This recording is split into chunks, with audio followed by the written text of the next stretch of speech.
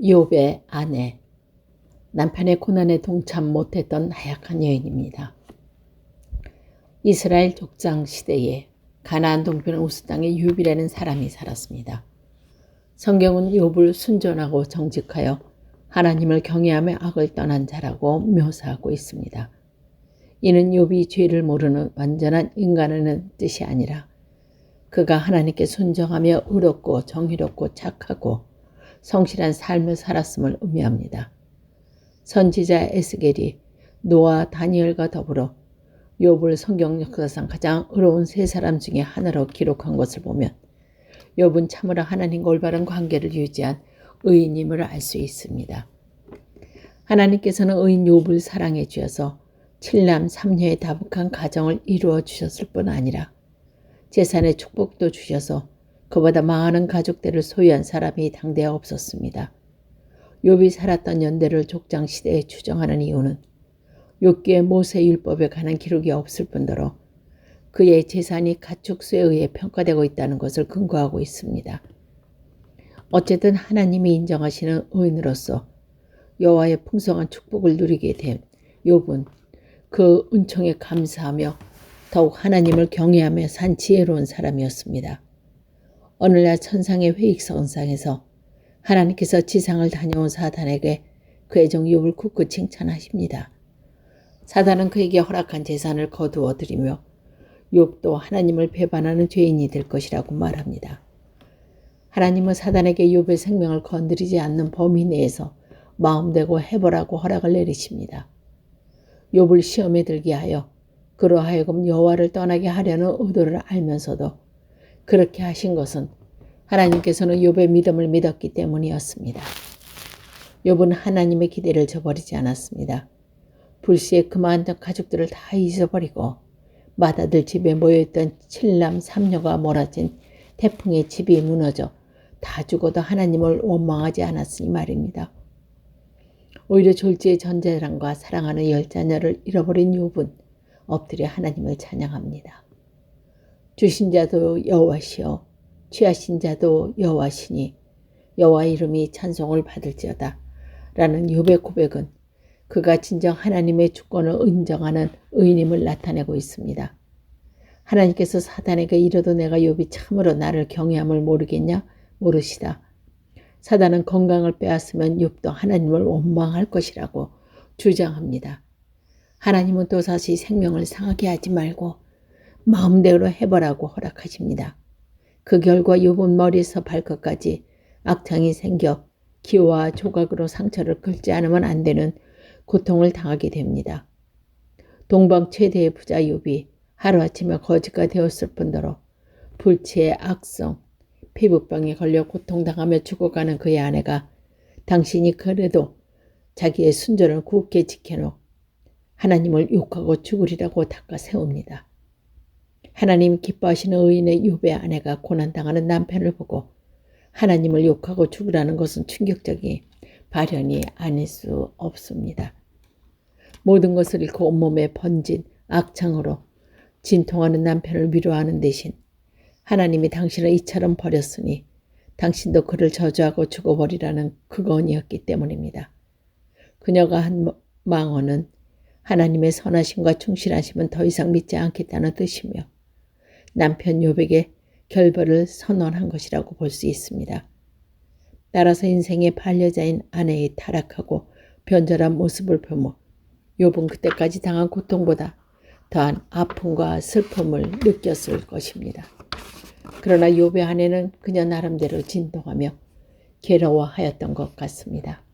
재산과 자녀들을 한꺼번에 다 잊어버리는 청천벽력 같은 재난을 처음 당했을 때 하나님을 원망하는 기록이 없는 것으로 보아 그때까지 그녀의 믿음도 흔들리지 않았던 것 같습니다. 그러나 남편마저 불치의 병에 걸려 사경을 헤매는 것으로 보면 그들의 삶을 파멸시키는 하나님을 원망하게 될 것이라고 보면 어느 정도 그녀의 심정을 이해할 수는 있습니다. 허나 욥의 아내는 믿음에서 떠나고 남편을 저버리고 하나님을 등진 죄인이 된 것만은 부인할 수 없습니다. 욥의 아내가 남편에게 하나님을 버리라고 한 것은 그녀가 사단의 도구를 되었음을 의미합니다. 사단의 목적이 욥을 타락하게 하기 위함일진데 그녀가 한 일은 마귀의 의도를 실현하기 위한 보조 역할에 지나지 않으니 말입니다. 따지고 보면 사단이 욥의 자녀들을 비명 횡사하게 하면서도 그의 아내를 살려두었음은 그녀를 그의 도구로 사용하기 위해서라고 볼 수 있겠습니다. 그러나 의롭고 믿음 충만한 욥은 아내의 불신앙을 꾸짖은 그녀를 통한 사단의 음모를 분쇄합니다. 빛나는 믿음의 승리가 된 것입니다. 욥의 아내는 정성으로 남편을 섬기며 그에게 순종한 정형적인 고대 동방 여인이었던 것 같습니다. 불스의 재산을 다 잃고 자녀들마다 죽어가는 불운을 당했을 때도 남편 곁에 서서 믿음을 지킬 수 있는 여인이기도 했습니다.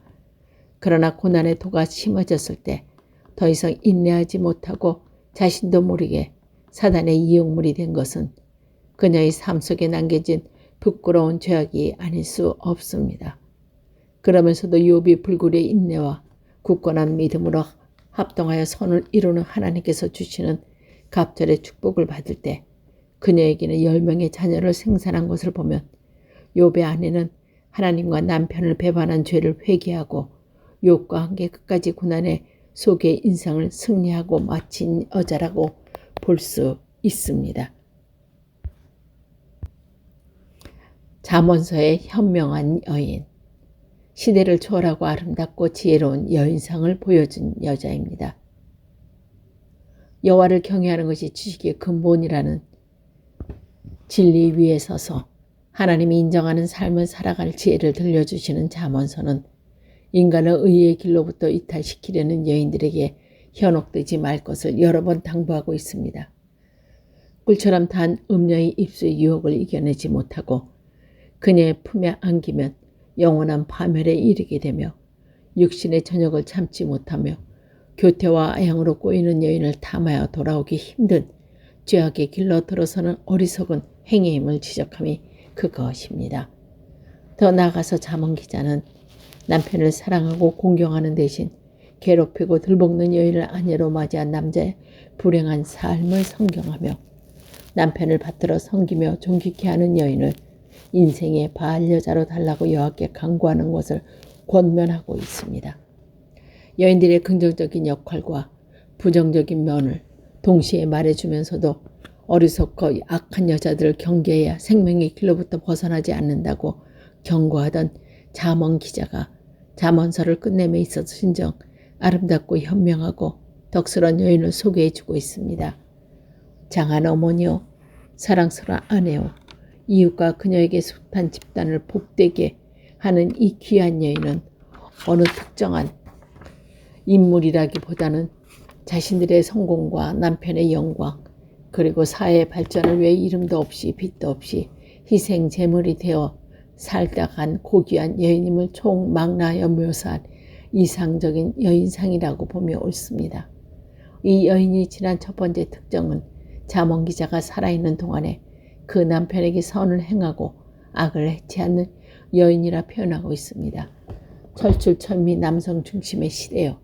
남자들이 지배하던 고된 동방 사명이기에 여인들로서 남편을 무조건 받아들여 섬기지 않으면 생존하기 힘들었다는 점을 들어 그녀의 남편을 향한 사랑과 충성을 과소평가함은 크게 잘못된 판단입니다.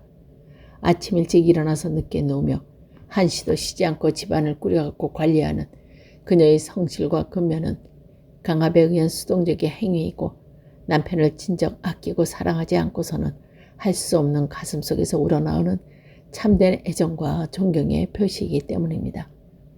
그녀의 피곤함을 모르는 근면과 변함없는 성실은 남편만을 위한 것이 아니기에 더욱 귀한 것이었습니다. 남편들을 돌보고 양육함에 있어서도 남편에게 보인 동일한 정성과 사랑을 보였으니 말입니다.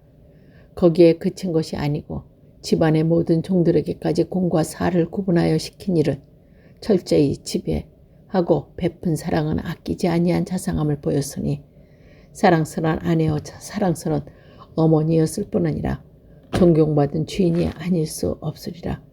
이런 여인을 남편을 믿고 아끼고 사랑했으며 여인들이 따르고 공경했으며 하인들을 존경하며 정성으로 받들어 모신 것은 당연한 일입니다. 나아가서 그녀로 인해 남편이 사회에서 인정받고 자식들을 출세하고 이웃에게까지 기쁨과 화평해 주셨으니 그녀야말로 가정의 행복과 사회 발전과 근본 요인이 된 귀하고 보람된 삶을 산 여인이 아닐 수 없습니다. 그러면서도 그녀는 교만하지 아니하고 화분의 꽃이 되는 대시 걸음이 된 기쁨에 충만했으니 그 여인이야말로 세상 모든 남자들이 동경하는 꿈의 여자가 아닐 수 없습니다.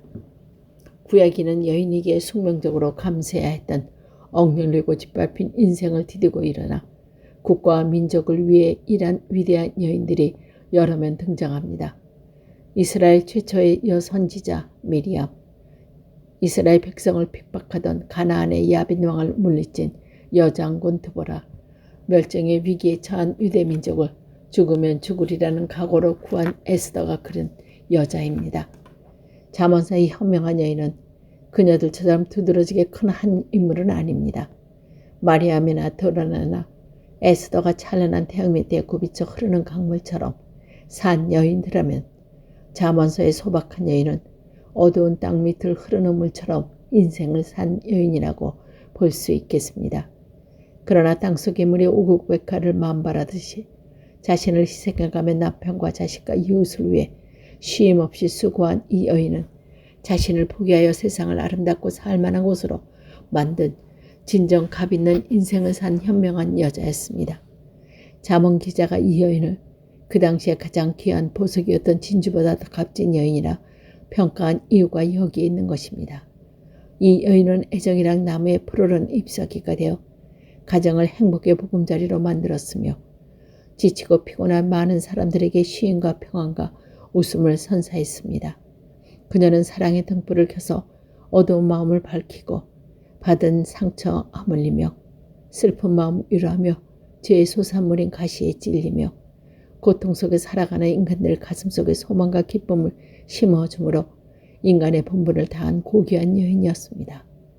여인으로서 갖춰야 할 모든 덕성과 인격을 구비한 여인을 신약에서는 예수님의 어머님 마리아, 구약에서는 잠언서의 이 현명한 여인으로 선정하는데 의를 제기하는 사람은 별로 없을 것입니다.